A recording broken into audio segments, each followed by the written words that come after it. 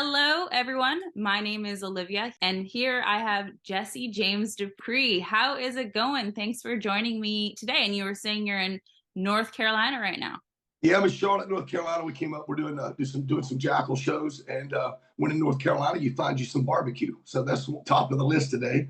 So North Carolina, they call it North Carolina barbecue.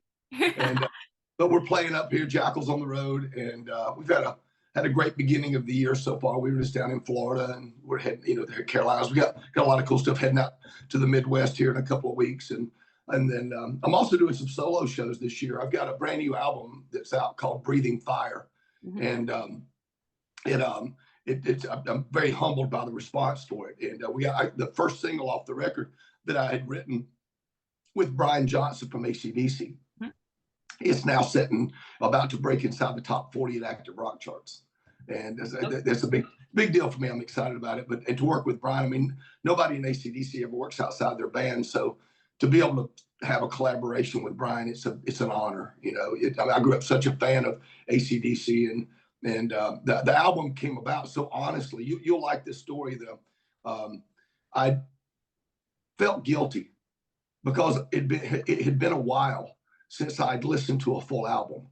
And I was thinking, man, I'm ashamed of myself because there's something about putting on an album and listening to it from front to back. Bands go in the studio, they record these songs, and there's a lot of painstaking arguments and discussions and about which song goes first and the second, third, fourth, whatever, how you order. And the album's got a purpose and a flow, and it's a body of work.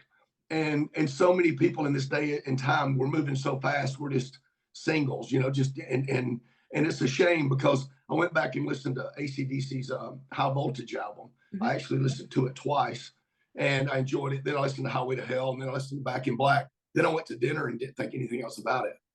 And the next day, I woke up and I had a song in my head. I was going, what album is that off of? And I went back, I couldn't find it. So when I picked up my guitar and I started figuring out, I guess I was just inspired. And so I'm sitting there, playing the guitar and coming up with these ideas. And my son comes walking in the door, who's a talented musician. And I said, what are you doing home? He said, I came home to get a free meal because he's a starving musician, but we feed him. And he lives up in Nashville. So he shows up in Atlanta at the house, and I said, go lace up the drums. So he goes and laces up the drums, and I called Roman, the bass player for Jackyl, and I said, hey, you got to get over here. I've got some ideas we got to lay down and record, And so he came over, and we went in the studio and just had a blast. And I thought, well, man, this stuff sounds great, but it sounds so much like AC/DC. I don't know if I can get away with it, because it was influenced by listening to those records. And about 2 days later, the phone rings. Hey, Jesse, how you doing, me son? And it was the lead singer of AC/DC. And I'd not spoken to Brian in about 6 months. And so it's just really a cool coincidence that he called when he did. And I said, hey, I've been writing these songs. You got to help me finish these songs out. And the next thing you know, we ended up with, about a third of the record is written with Brian. So it's a big honor. And the album's called Breathing Fire. It's under my name, Jesse James Dupree. You can find it on Spotify and Pandora's and Apple Music and downloads. Or check that we pressed up a limited amount of vinyl because it sounds so good on vinyl. And we pressed up a limited run of vinyl, and it sold out immediately. And the factories that make the vinyl, they were backed up. And so they just finally delivered another 100 vinyls to the office. So you can go to jessejamesdupree.com if you're into the vinyl stuff and pick up. It's a slab of rock and roll, I promise you that. Okay, well, congrats, first of all, on, you've been in the game for so long, the music game, for decades at this point, and you're still continuing. So congrats on the collab with Brian Johnson. And I mean, it's almost serendipitous that he called you right after you were just influenced by his Well, how strange was it that Nigel walked into the house, my son. I mean, I wasn't planning on going in the studio, and he just happened to walk in. I'm like, holy shit, that's just cool. And when things like that come together and happen, you just got to go with it, and you just got to enjoy it. And I've been so blessed in my life. I mean, I've had so many cool things that have happened to me, that I didn't ever expect. That I'm just country boy from Georgia that by all rights, I should probably just be pouring concrete or something. And I've just had so many of my dreams come true. I've been very blessed, and I'm scared to stop and think about it because I'm afraid I'll wake up and it'll all have been a dream. I don't know. I just want to keep going. Well, I think it's safe to say that you are putting in that work to get to this point and have all these great things happen to you. And you obviously you have a spirit about you that's very happy, positive, and go-getter. So I can see why all of this happens for you. So I'm really happy to hear that. And Well, I know that you, like I said, you've been in the game for a while. And we love to talk about motorcycles here. So I ride, you ride. That's why we're talking. One of the biggest reasons why we're talking. And I understand your music career kind of started with a motorcycle, that you have you use your chainsaw with your shows. And your father was the one who came up on a motorcycle saying, hey, you should continue to use this chainsaw, and had one on the back of his Harley. So talk to me about that.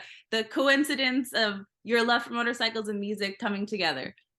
Yeah, well, I grew up with my dad, always had a Harley Davidson in the carport. We didn't have a garage or a basement or we just had a carport. We lived in a lower middle class home. And the one constant in my life was my dad's Harley Davidson. And in the early childhood, when I was in elementary school, I came home one day from school and my dad had sold everything we had because he had gotten laid off from his job. And he even sold my bicycle. And we moved to Gadsden, Alabama, and bought a little restaurant over there, a little cafe. And my dad couldn't even boil water, and here we are buying a little cafe. And we lived in the back of a mobile home trailer in the back of this asphalt parking lot. And all my friends were in Georgia, and I just felt so abandoned with my young life there. And I threw myself into the guy that would come and change the music out on the jukeboxes. We had a jukebox, and he would change the music out. And when he would take the 45s off, he would give them to me. So I would take those 45s into the back room of that mobile home trailer. And that's where I learned James Brown and Wilson Pickett and Deep Purple and Rolling Stones and Grand Funk Railroad and Otis Redding. And that's, I just had such a huge influence of just all the hits that were on that jukebox. But there was one guy named Joe Tex. And Joe Tex was just the coolest voice ever. And he had the best scream. And here I am. I wasn't aspiring to be in a band. I was just a kid by myself in a room with a turntable. But I used to mimic Joe Tex. Well, I got you. Thought you got away now, did you? Well, now give it here. Come on. You promised me the day that you quit your boyfriend. I'd be the next one to ease on in. And I just thought, man, he was just the coolest. And that voice, and I didn't think anything about learning how to do that without losing my voice until years later, when I was a guitar player in a band, and I couldn't find a singer that could keep his voice.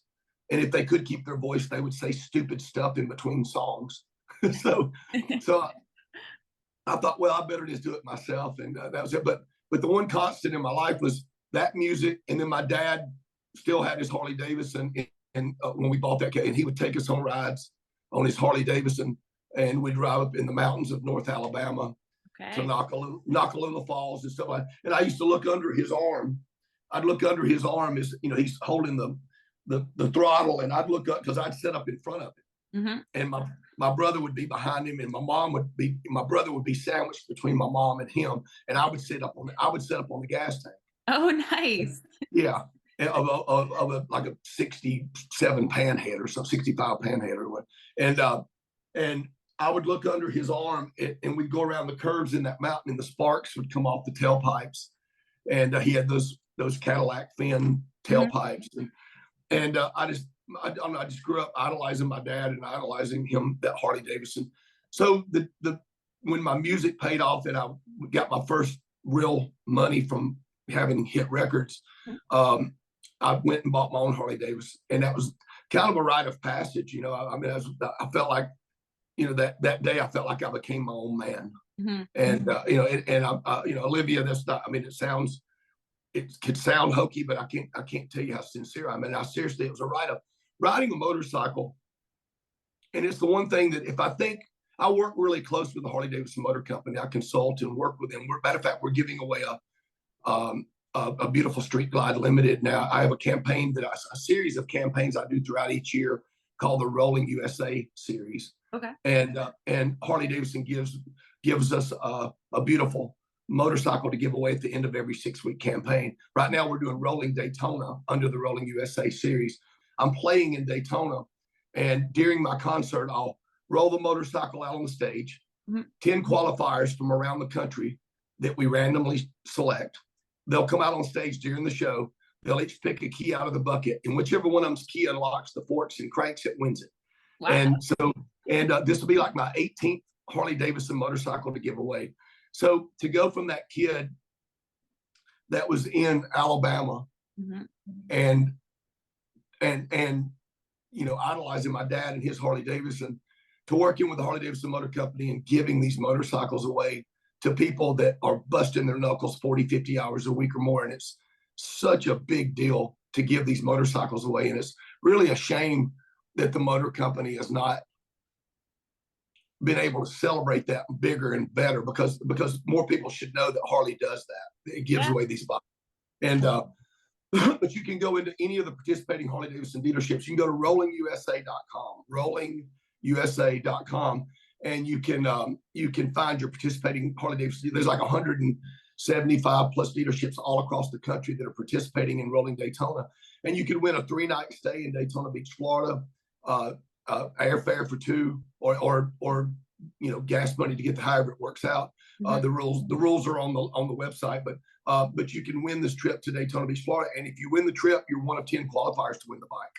Wow. Okay, so you're promoting this, and you've been doing this for a little while with Harley. So how do you promote? Because you also own a bar in Sturgis. So are you kind of promoting that at the bar there? Talk to me a little bit about your.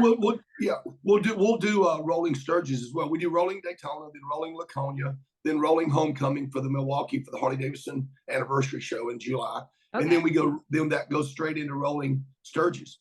And during the Sturgis show in Sturgis, we'll be giving away, another motorcycle there. We give away one in Milwaukee. And on top of everything, we finished the year up at Bikes, Blues, and Barbecue down in Arkansas. And that's just a phenomenal event. Picture Harley Davidson is a great host down there. And we do a lot of great stuff with that dealership. And just so proud of, again, the relationship with the motor company. Sturgis, Michael Ballard, this guy out of his head came the Full Throttle Saloon. I mean, he created just a monster destination point. And he and I became partners 25 years ago this year. This is mine and Michael's 25-year anniversary. Wow. Okay. Yeah. And so we're celebrating that this year. But we have 600 acres. We have an Olympic-sized swimming pool. We have 3 racetracks. We have 1,000 RV hookups, 300 cabins, tent camping for days, all-you-can-eat breakfast buffet, dinner buffet. We have a Harley Davidson Motor Company on the property, put a big $500,000 building. We have Top Coat on the property. They put a big building up there that they work out of. Amsoil, they've got property there. They're doing their thing with us out there. And then we have the almighty Russ Brown in the house. And Russ Brown is probably our longest running partner. I mean, they've been there. They were the first partners when we had the vision for what we were doing with the Full Throttle Saloon and the Pappy Hoyle Campground. Pappy Hoyle, Hoel. We named the campground Pappy Hoyle because Pappy founded the rally 84 years ago. And Pappy and Pearl Hoyle, they're the legends that started. They don't get enough recognition or credit, but they started the rally, and it's really Pappy's rally. This is the Pappy Hoyle Sturgis Motorcycle Rally is what it is. And there's been a lot of people try to claim the brand name of it, but Michael and I have decided we're going to rightfully, brand the name appropriately. It's the Pappy Hoyle Sturgis Motorcycle Rally. Pappy started it. It belongs to him, in his name. So we're going to really kick that this year hard. But Pappy Hoyle is the campground and Full Throttle Saloon. And like I say, the first partner we ever had when we opened the doors, the first company that said, "We see your vision, we're in, count us in," and they've been there with us ever since, is Russ Brown. And we're so proud to have that partnership along with Harley Davidson and Top Coat and Amsoil and just all the different companies that works with us. Well, I love that. Eagle Rider, with Eagle Rider. I got to say, Eagle Rider. They're great. Eagle Riders are great partners. Yes, and it sounds like you're saying people are behind you on this. And I want to know why you got involved with being a part of the whole Sturgis environment and with the bikes and everything. Like why was Sturgis bringing you there? And was it because of music too? What brought me to Sturgis? That's right. Well, I mean, I grew up hearing about Sturgis, just like so many people. So many people hear about Sturgis, or even Daytona Bike Week, or Laconia, or whatever. And it's interesting because I think sometimes they hear about these legendary events, but they don't think to themselves they can go. Mm. And you know, and you realize, you know, it's not hard to get there. You know, you just kind of head northwest from wherever you are, right, or south, or northeast. It's an amazing slice of America. I wish that I could force an executive decision to make every goober in Washington, D.C., you know, and these people in New York and L.A. that look down over what they call the flyover states. They call it the flyover states. You know, they say that in a derogatory sense because they feel like the end all and be all is in the city of New York or LA with certain executives and stuff, or you know, different companies. But I wish that all those goobers in Washington D.C. would be made to have to go to the Black Hills of South Dakota and see that slice of America. I mean, you're out there in the middle of Mount Rushmore, Crazy Horse, Deadwood, Devil's Tower, the Badlands, the Full Throttle Saloon. I mean, it's, you know, nothing says America more than being right out there in the Sturgis, Pappy Hoyle Sturgis motorcycle rally. And there's just, you could go out. I tell people, first of all, if you're going to go, be careful because you'll never miss another year after, because you'll get hooked on it. Second thing is, it'll take you 5 years before you can ever go and ride every trail or ride every road and see everything. And then you got to start over again. I mean, seriously, the first year you come out there, you'll go see Mount Rushmore and Crazy Horse, or you'll make it up to Deadwood, and then those rides are good committed rides that you've made, and then you're partying and doing your thing. The next year you'll come back and do the Badlands and Devil's Tower, and it's one of those places that takes you 3, 4, 5 years to get to it all. It's the best riding. It's seriously the best riding and the best people. I mean, it really is the best people out there. And, and that's what we all share in common between what you do with Russ Brown, what I do, what my partner Michael does, what Harley Davidson does, Eagle Rider, we connect and we understand real America. I mean, people that do bust their knuckles 40, 50 hours a week or more, and they want to trust that they're going to have the time of their life. And they want to trust that they're surrounded by other good people. And they want to trust that they're being introduced to great opportunities and such, And so we pride ourselves, at the Full Throttle Saloon Pappy Hoyle Campground, we pride ourselves on who we partner with. And, because it's one thing to say, oh yeah, well, it's a partnership and there's money and it's a profit making deal and all that kind of stuff. But really and truly, the worst thing you can do is partner with somebody that all of a sudden your customers end up, well, why are you working with them? They're terrible, or I don't like, they screwed me over or whatever. So you got to make sure you align yourself with people that share the same values and the same commitment to customer service, and to making sure that experience that the individuals have when they come out there is first class in quality, and that you're going to be there for them. I mean, we have people that stay on our property. And they've got our numbers, and they'll call us and say, hey, my motorcycle is broke down in Spearfish Canyon, and we go get them. Oh wow. Okay.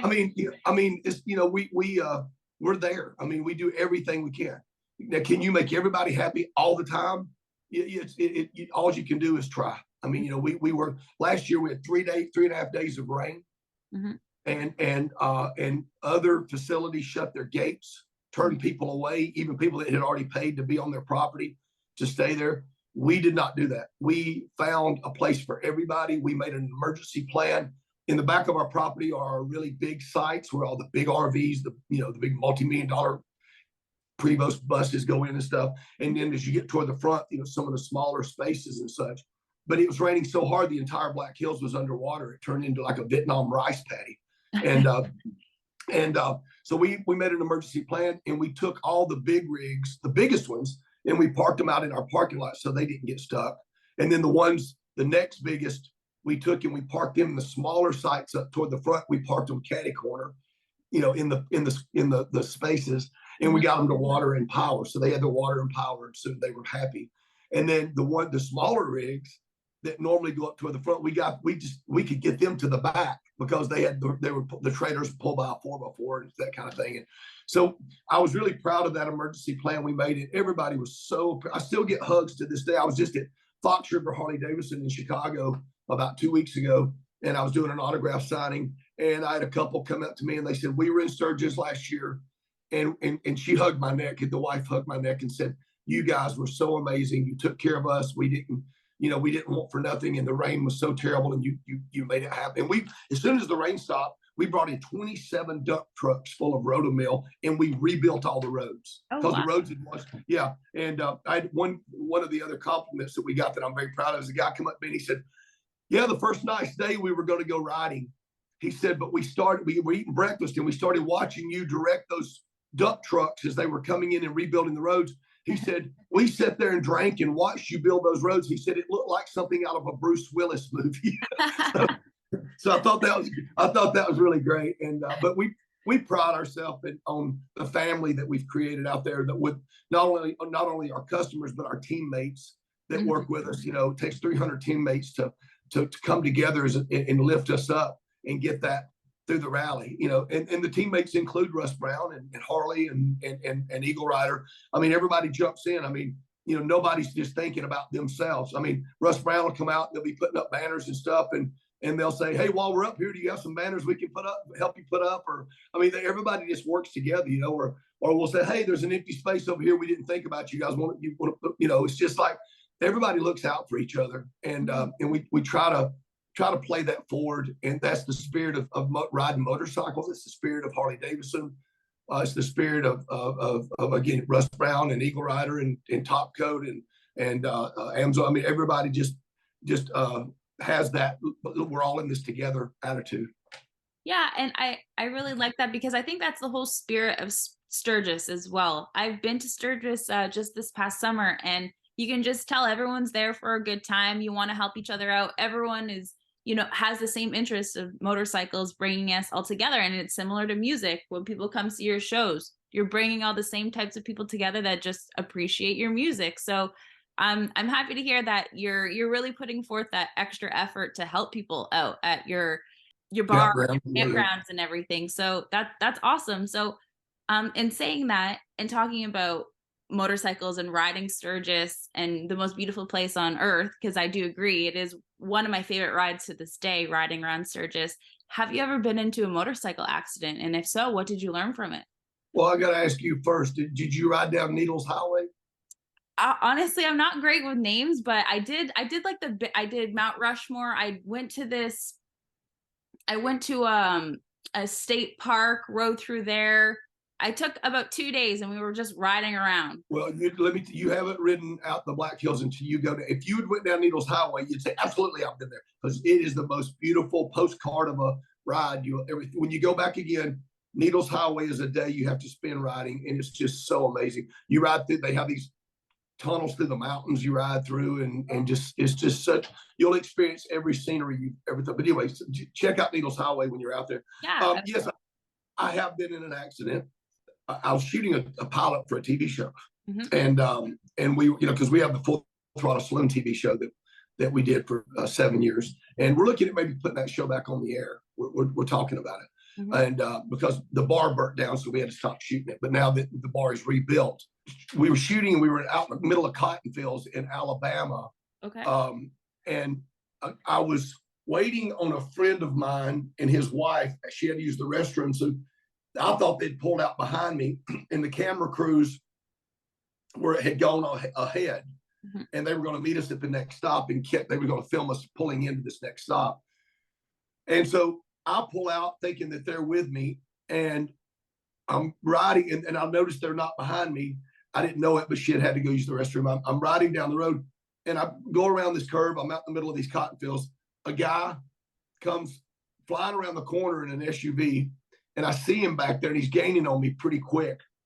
And there was cotton fields and just a ditch. There was no shoulder to the road to my right, but there's a little farmhouse, and back off the road on my left.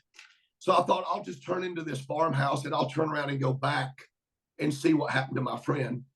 So this guy's gaining on me, and we were heading west, so the sun was setting. So the sun was kind of blinding. I had my blinker on, but I also threw my arm out to let him know that I was turning. I just literally did this. And when I did that, he thought I was telling him to go around me. So as I turned, he accelerated and moved over into the oncoming lane at the same time I did.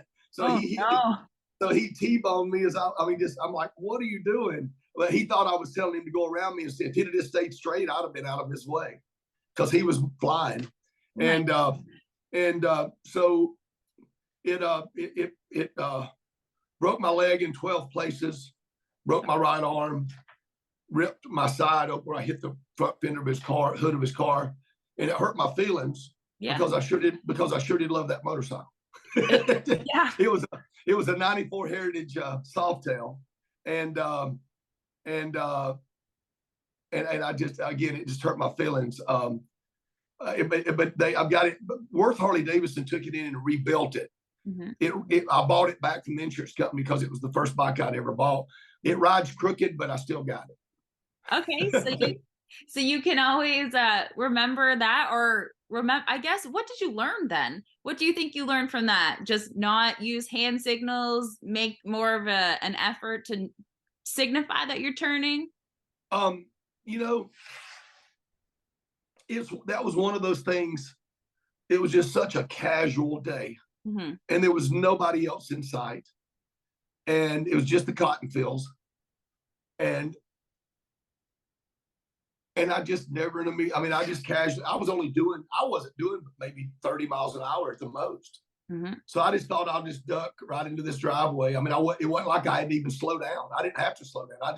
I just saw the driveway, and I threw my arm out. I hit my blinker, threw my arm out, went to turn in, and then he just accelerated because he was coming up on me at a rapid speed. It was just one of those things. Sometimes it can just happen so fast. And sometimes when you're enjoying the freedom of ride, you can just not be alert that every situation is something you got to pay attention to. And I evidently, I've soul searched on that one a lot because it was not a good day. But I was right back on a motorcycle. You could get hit with a safe falling out of the sky, just walking across the street. You can't live your life scared. That's true. And you can't deny yourself something you love to do. And my love for that me time that I get on that motorcycle is not worth sacrificing. Because now do I preach to stay away from cars? Just stay away from them. Stay away from them. And if you're asking me what I've learned, what I've learned is I probably, look, hindsight being 2020, would have been better off just to continue to slow way down and get way over to the right, and then he would have passed me. I just made the decision to try to go for the driveway, and so because you asked me what I've learned, and so I could have very easily been that guy in the car, thinking that the motorcyclist was telling me to go around him. And my biggest fear is being in a vehicle and hitting a motorcycle. That's with everything I do. I don't want to be that guy. But so I stay away from motorcycles. I'm serious. You think I'm kidding? If I'm in a car, I stay away from motorcycles. I just keep my distance, or I handle them like they're going to do anything at any time. And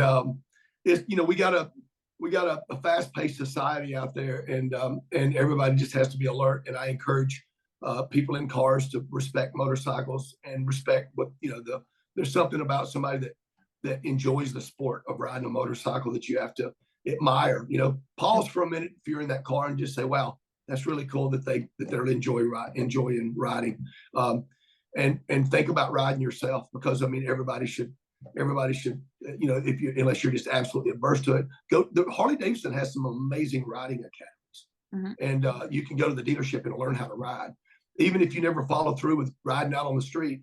There's something about experiencing that first taste of freedom to get on the bike and ride it by yourself, and I'd encourage people to go and check that out at a local dealership. Yeah, I think that's really great advice. You know, stay away from bikes, and when you're driving, go to one of these ride days with Harley Davidson. And yeah, it sounds like you did learn a lesson. And I just want to thank you, Jesse James, for chatting with me today. It was really great to just dig deep on what you're all about and what you're doing, and congrats on all your latest success with your music. And hopefully I'll go to Sturgis this year and we can meet up. So I appreciate your time today. Thank you so much. Well, don't threaten me. You know where to find me. And I invite everybody to come stay with us at the Full Throttle Saloon's Pappy Hoyle Campground. You can go to Pappy Hoyle, PAPPYHOEL campground.com, PAPPYHOEL campground.com, and you can make your reservations. And it's an amazing experience. Thank you, Russ Brown, for all that you do, and proud to be your partner. Very proud to be your partner, and then I get to meet you, and I'll see you in Sturgis this year. So come on.